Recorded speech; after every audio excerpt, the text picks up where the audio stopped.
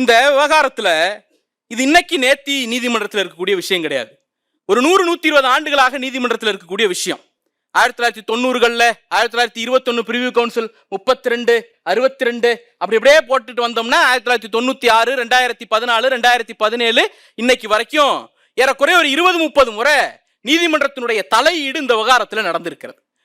இப்ப சமீபத்தில் வந்த 25 தீர்ப்பு ஒரு நபர் பெஞ்சை தவிர, ஜஸ்டிஸ் ஜிஆர்எஸ் அவர்களுடைய தனி நீதிபதியினுடைய தீர்ப்பை தவிர, இதற்கு முன்பு இரு நீதிபதிகள் அதனுடைய அப்பீலு இதுவரைக்கும் எல்லாமே 2 விவகாரத்தை இந்த விஷயத்துல உறுதிப்படுத்தி இருக்கிறாங்க. என்ன?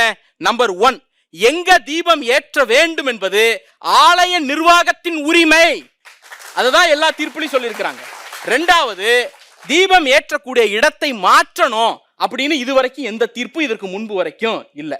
அப்படி இருக்கும் பொழுது 2014 கடைசி 3 வழக்கை மட்டும் எடுப்போம். 2014 ஒரு நபர் நீதிபதி சொன்ன தீர்ப்புக்கு எதிராக அப்பீல் போய் 2 நீதிபதிகள் அதை கன்ஃபார்ம் பண்ண பிறகு ஒரு நீதிபதி அதை எடுக்கிறார். அப்ப அது ஜுடிஷியல் ப்ரொசீடிங்ஸ்ல உள்ள பிரச்சனை.